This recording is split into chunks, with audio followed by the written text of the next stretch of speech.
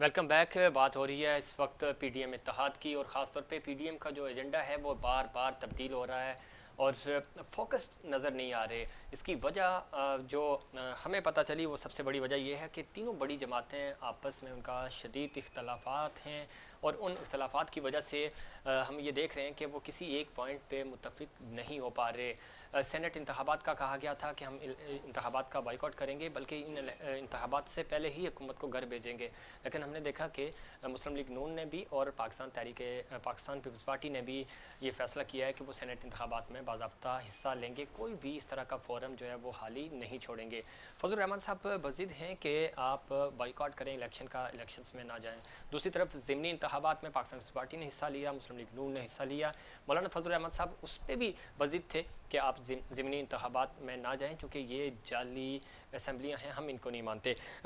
मौलवी साहब, एक तरफ बार बार ये कहा गया, दूसरी तरफ इनके एजेंडे में ये चीज़ें, अवाम तो शामिल थे ही नहीं, ना महंगाई शामिल थी। लेकिन अब हम देख रहे हैं कि तमाम चार जो मेजर पॉइंट्स हैं उनसे इन्होंने यू टर्न्स लिए। तो अवाम किस तरह पीडीएम पे यकीन करें, क्योंकि हर आने वाले दिन के बाद इनकी एक मीटिंग होती है और उस मीटिंग में नया एजेंडा सामने आता है। देखें, ये जो मजहबी कार्ड है जी। ये आज से नहीं 70 सालों से खेला जा रहा है। और पाकिस्तान का सबसे बड़ा दुश्मन वो लोग होते हैं, ना वो मज़हब को सही तरह लोगों तक पहुंचाते हैं, ना ही पाकिस्तान के लिए, ना ही अमन के लिए। उनके ज़ाती मफादात होते हैं। ठीक है। अगर आप इस्लाम की बात करते हैं, इस्लाम सिखाता ही हमें ये है कि जो भी काम करें आप मुसलमान के भलाई के लिए करें। ठीक सही। है जी।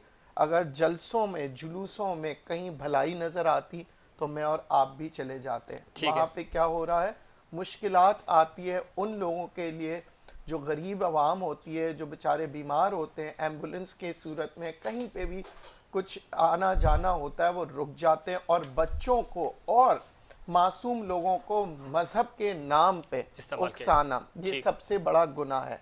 अच्छा, दूसरी बात अगर हम आते हैं कि ठीक इनके जो मकसद है वो क्या है। सही। आज ये पहली दफ़ा तो ये इन्होंने ऐसी ग्रुप्स नहीं बनाए हैं। सालों से ये इसी इनकी कोशिश ये रहती है कि ये इक़्तिदार में आए, सही। ताकत हो। तो ये क्या करते हैं कि अगर मैं कहूँ कि मौलाना साहब अभी छोड़ दें, इमरान खान की हुकूमत से पहले आपने क्या काम किया, इसराइल के, हिंदुस्तान के, जितने भी हमारे दुश्मनों के लिए आप अपनी कारकर्दगी बताइए, ठीक है। ताकि मुझे एहसास हो कि पता लगे हाँ जी इन्होंने ये काम किए। सही। पर सिवाय अल्फाजों के और जुलूस और जलसों के आज तक मैंने कोई जिसे कहते हैं ना, कोई ऐसा मुस्बत काम नहीं नजर में आया ठीक है। कि मैं कहूँ कि इसकी वजह से इसराइल पे दबाव आया सही। या इसकी वजह से हिंदुस्तान पे दबाव आया। मगर अगर देखा जाए सही मानों में, हमारी जो कवानीन है, सही। हमारी जो हुकूमत ने, जैसे कि आपने बड़ा अच्छा बताया, हमारे कि पासपोर्ट पे ही लिखा हुआ है कि इसराइल पे हम ना जा सकते सही। ना कोई आ सकता। तो हमारे पासपोर्ट ये क्या है, कवानीन में बना दिया हमने। सही। तो ये तो जाहिर कर रहा है। दूसरी जानिब अगर हम बात कर रहे हैं कि जी इनका जो मकसद है, इनका मकसद सिर्फ और सिर्फ जाती मफाद है। सही। मैं तो ये समझता हूं कि असल एजेंडा हमारा यही होना चाहिए कि मुल्क की तरक्की कैसे होगी। मुल्क की तरक्की कैसे हो, एजेंडा ये होना चाहिए कि मुल्क की तरक्की कैसे हो। इस पे मुस्लिम लीग नून का मौक़िफ़ लेंगे, और हमें ज्वाइन किया है डॉक्टर निसार चीमा साहब ने, मैंने है मुस्लिम लीग नून के सीनियर रहनुमा हैं। बहुत शुक्रिया चीमा साहब, आपने प्रोग्राम में वक्त दिया। ख़ास तौर पे अगर हम पीडीएम इत्तेहाद की बात करें, कराची में आज बड़ा पावर शो था JUIF का, और उसमें आपके तमाम पीडीएम रहनुमाओं ने शिरकत की। हुकूमत को तनकीद का निशाना बनाया गया और कहते हैं कि बैरूनी एजेंडे पे ये हुकूमत काम कर रही है।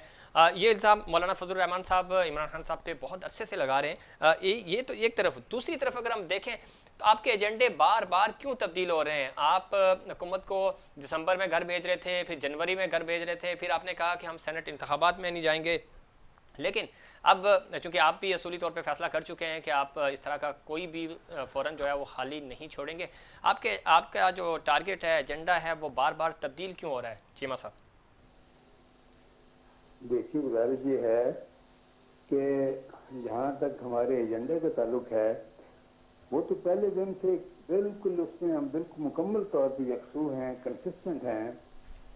पर एजेंडा ये है कि ये हुकूमत ये जाली हुकूमत जिसको अवाम ने मुंतखब नहीं किया, इसको मुसल्लत किया गया है और इसकी 2.5 साल कारकर्दगी ऐसी है कि इसको पूरी कौम एक अजाब समझ रही है। सही। जो इन्होंने महंगाई और बेरोजगारी के क्षेत्र में अवाम पे जुल्म किया है, अवाम अब झोलियां उठा उठा कर इससे निजात की दुआएं कर रहे हैं, इस अजाब से, और इस अजाब से निजात दिलाना ही हमारा एजेंडा है।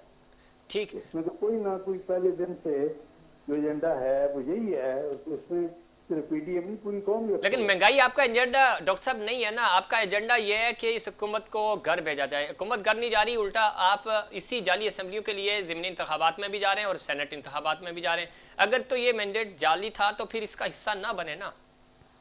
नहीं, देखिए बात यह है कि हमें उसी निज़ाम के तहत, देखिए ये है कि आपको याद है कि जब बरतानिया का यहाँ कब्जा था तो ज़ाहिर नाजायज कब्जा था, लेकिन यह है कि उस नाजायज हुक्मरान जो मुसल्लत थे हम पे, उन्हीं के ये तय करदा इंतखाबात में भी हम हिस्सा लेते रहे। मुस्लिम लीग जो है कायद आज़म मोहम्मद इजरा की क़यादत में मुस्लिम लीग हिस्सा लेती रही, कांग्रेस भी हिस्सा लेती रही, लेकिन यह है कि ज़ाहिर मकसद यही था कि नाजायज हुक्मरानों से मुल्क को आज़ादी दिलानी है।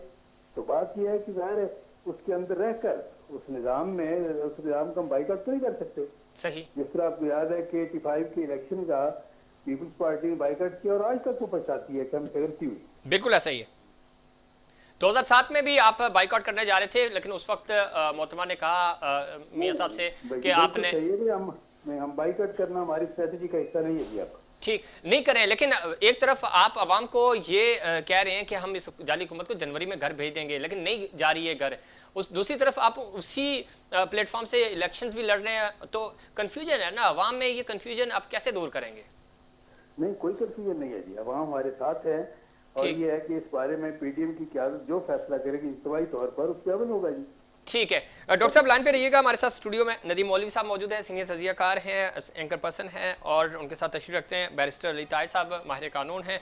बासिर मुंडिया साहब हैं, सीनियर तजियाकार हैं और बिजनेसमैन हैं। इनका पॉइंट ऑफ व्यू भी शामिल करते हैं। बैरिस्टर साहब, फॉरेन फंडिंग के हवाले से खासतौर पे चूँकि मुस्लिम लीग नून और दूसरी जमातें जो हैं पीडीएम की अपोजिशन की बड़ी पुर उम्मीद है कि डिस्क्वालिफिकेशन होगी हुकूमत की, लेकिन हम जैसे पहले भी बात कर रहे थे, अब चूँकि चीमा साहब भी ज्वाइन कर चुके हैं, आपको लगता है कि ये तलवार जो है वो नून लीग और पाकिस्तान पीपल्स पार्टी के लिए भी उनके सर पे भी लटक रही है, उनके लिए भी ख़तरनाक हो सकती है?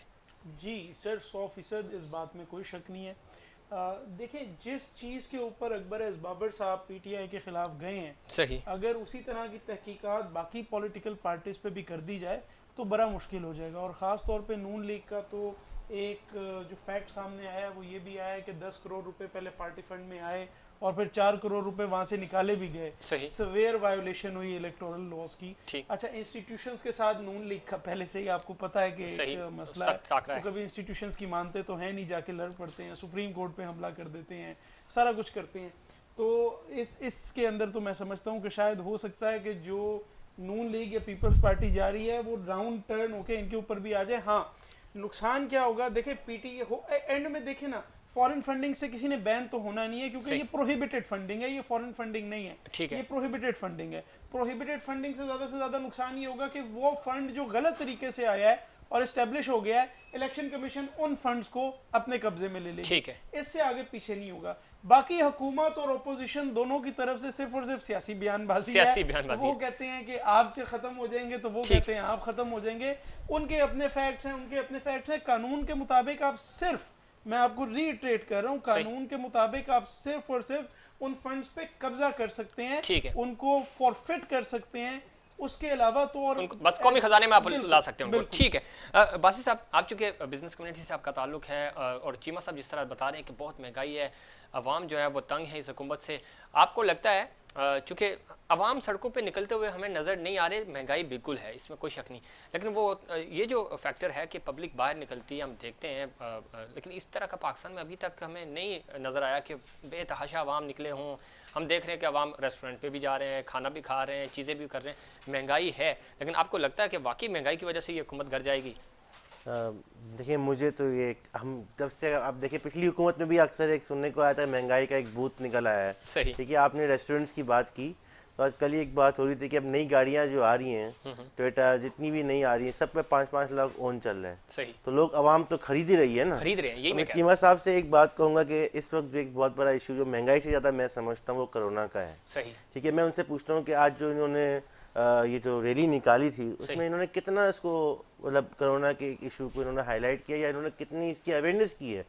तो जुलूस इतना तगड़ा था और तो मेरा इनसे कहना ये कि तो फॉलो हो ही नहीं सकते। इस वक्त जो है सबसे ज़्यादा हमें अगर किसी चीज़ पे ध्यान ज़्यादा रखना चाहिए वो महंगाई से पहले हमें कोरोना के ऊपर रखना चाहिए। सही। मैं तो अक्सर प्रोग्राम में जाता हूँ, मतलब आप लोग मुझे बुलाते हैं तो मैं यही एक मैसेज देना चाहता हूँ कि चले इन लोगों को तो समझ नहीं है इस वक्त, लाइक विद ड्यू रिस्पेक्ट, सियासतदानों को इस चीज़ की समझ नहीं है लेकिन हम आवाम को तो होनी चाहिए। आप रोज़ का रेट्स देखें, क्या नए नए हमारे पास एक रेट्स आ रहे हैं, हम दिन ब दिन डबल और ट्रिपल पे जा रहे हैं। और पहले तो ये था कि कोरोना के रिकॉर्ड्स हमारे बढ़ रहे थे, अब तो हमारी डेथ रेट भी बढ़ रहा जा रहा है। सही। तो मैं समझता हूँ कि ये महंगाई से ज़्यादा इस वक्त जो इशू है इनको अच्छा, इसमें नज़ीर साहब मैं आपकी तरफ आऊँगा, लेकिन इसमें एक चीज़ बड़ी इंपॉर्टेंट है, महंगाई और कोरोना। पिछली हुकूमतें तो इन्हीं के पास थी, 2.5 साल हम पीटीआई को कह सकते हैं इनकी बैड गवर्नेंस अपनी जगह है, लेकिन इनके पास भी तो हुकूमतें रही। इन्होंने कौन सी माशी इस्लाहात कर दी थी इस पाकिस्तान के लिए? कोई ऐसा एजुकेशन का रिलीफ मैंने नहीं सुना कि रिलीफ मिला हो, कोई हेल्थ का रिलीफ मैंने नहीं सुना। मैंने यही कहा ना कि हम आज तक जो भी हुकूमत आती है हम सुनते हुए ही चल रहे हैं, ब्लेम करते हैं। बिल्कुल। नदीम साहब आप ऐड करना चाह रहे हैं? मैं समझता हूँ हमारा मसला यही है, चाहे वो इमरान खान साहब हो, नवाज शरीफ हो, कोई भी हो, हम यहाँ बैठ के तज्जिया करते हैं कि जी गुर्बत नहीं है क्योंकि हम कराची में बैठे हुए हैं, इस्लामाबाद में बैठे हैं, लाहौर में बैठे हैं। मैं आपको बता दूं 80% लोग गुर्बत की सतह में हैं। ठीक है जी। कराची को आप देखते हैं 24 लाख 50 लाख 1 करोड़ की गाड़ियों में घूम रहे हैं, पर ये वो आम आबादी नहीं है, आम लोग नहीं है। हम कराची हाइट्स की बात कर रहे हैं, आप लाहौर में जाएं तो उससे ज्यादा अमीर मिलेंगे, इस्लामाबाद में। हमारे मसला यही होता है, इमरान खान साहब को ये कहा जाता है सर जी आप क्या बात कर रहे हैं महंगाई, ये देखें 4 करोड़ की जो लैंड क्रूजर में घूम रहे हैं। इमरान खान साहब कहते हैं वाकई में कोई बात नहीं महंगाई करो। भाई 80% अवाम की आवाज इस वक्त कोई नहीं उठा रहा, जो गुर्बत में रह रहे हैं, जिनको बिजली का बिल अदा करना मुश्किल हो जाता है। मिडिल क्लास कराची के अंदर भी मैं आज आपको बता दूं, सैलरी पेशा लोग जो बेचारे 25,000 50,000 तनख्वाह पे है, जो कि मैं समझता हूं अच्छी सैलरी है, वो तक के आज गुजारा नहीं कर सकते क्योंकि बिजली महंगा, पानी महंगा, गैस महंगा। कोई एक चीज मुझे बता दे जो सस्ती हो तो मैं कहूंगा हाँ मईशत बहुत अच्छी हो जाएगी। ठीक है।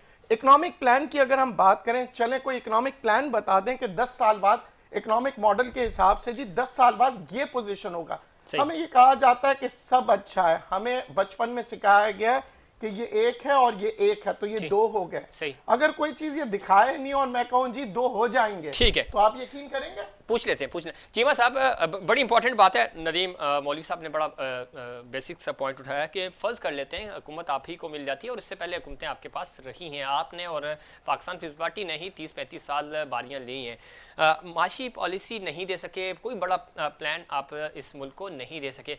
फर्ज कर लेते हैं कि आपको ये हुकूमत मिल जाती है, खान साहब आपको ये हुकूमत दे देते हैं, अगले 2.5 सालों में आपके पास क्या प्लान है, आप किस तरह इस मुल्क को टेक ऑफ करेंगे?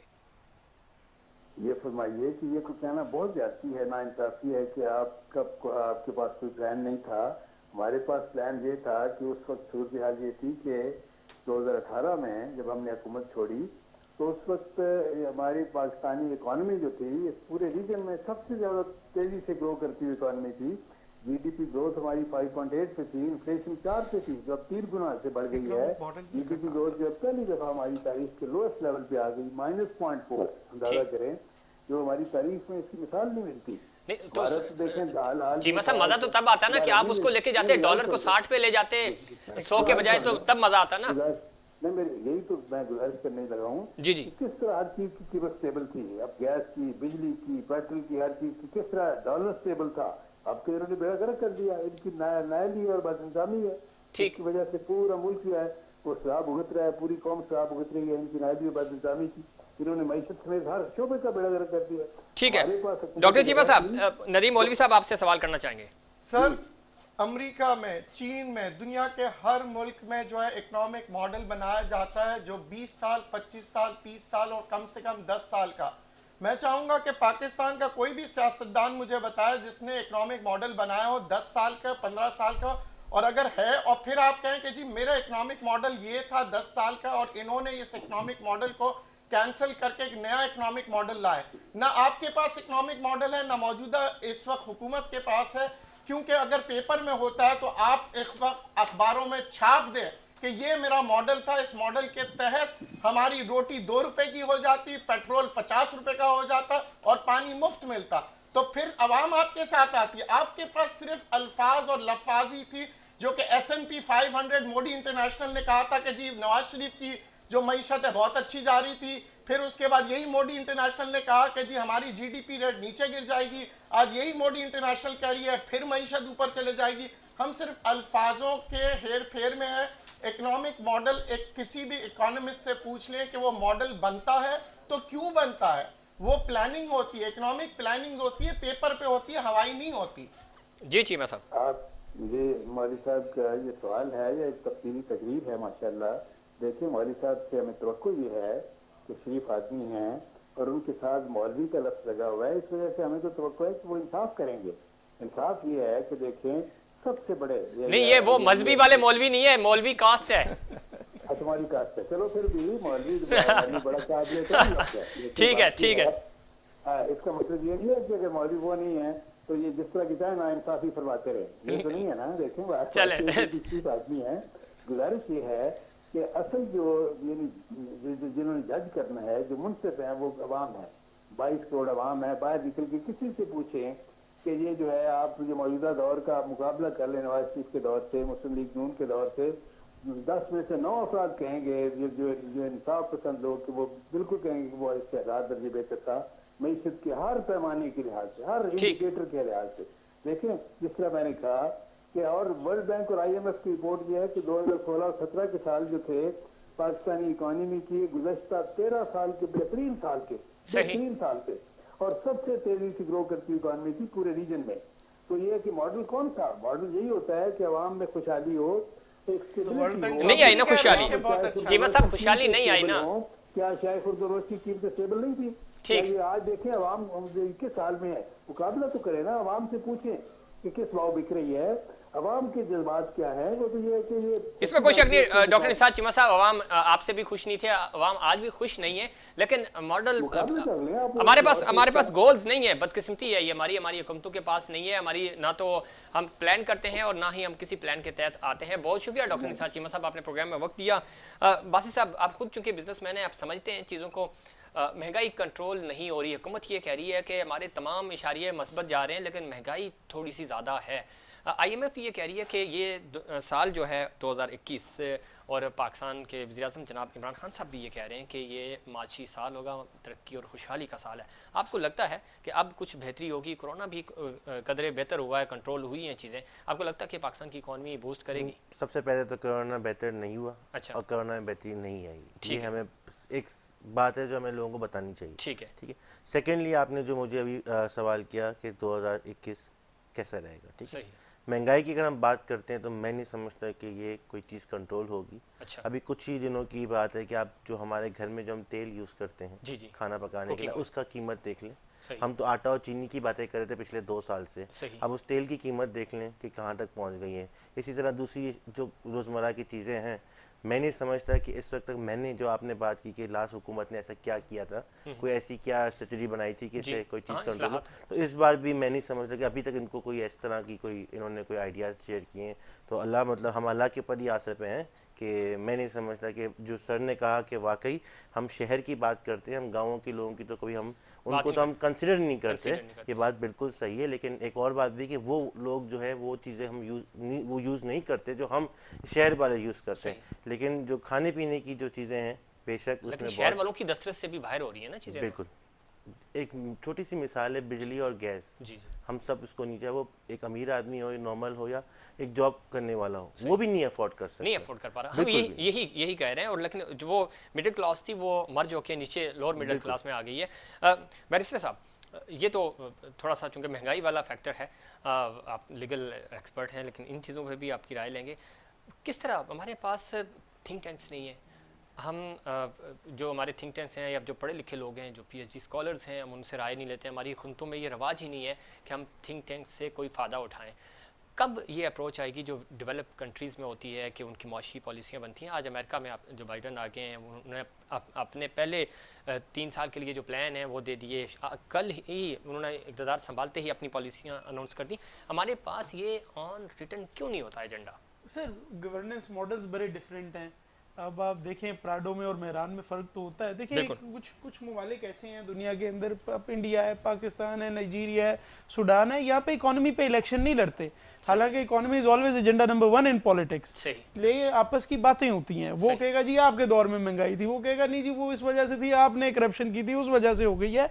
वो आपस में इलेक्शंस, वो सुब्रमण्यम स्वामी जो है वो बड़ा एक घटिया किस्म का आदमी है, हिंदुत्व का मानने वाला है, लेकिन उसने एक बात ठीक की, उसने कहा कि ये इंडिया के अंदर इलेक्शंस कभी इकोनॉमी पे नहीं जीतते। कौन कहता है इकोनॉमी पे जीतोगे? इकोनॉमी पे जीतते तो नून लीग कभी लाहौर से हारती क्या? उन्होंने जबरदस्त उसको ब्यूटी इलेक्शन जीते जाते हैं जज्बात के ऊपर, तभी सिंध के अंदर से पीपल्स पार्टी बार बार जीत के आ जाती है, तभी पीटीआई एक वेव के ऊपर जीत के आई कि जी बड़ी करप्शन है, बड़ी करप्शन है। बात सही है, लेकिन पढ़े लिखे लोग और अच्छे लोग फिर कब इस सिस्टम का हिस्सा बनेंगे? क्योंकि गवर्नेंस मॉडल तो उन्होंने देने हैं ना, आम जज्बात ने तो नहीं देने। कुल हिस्सा है।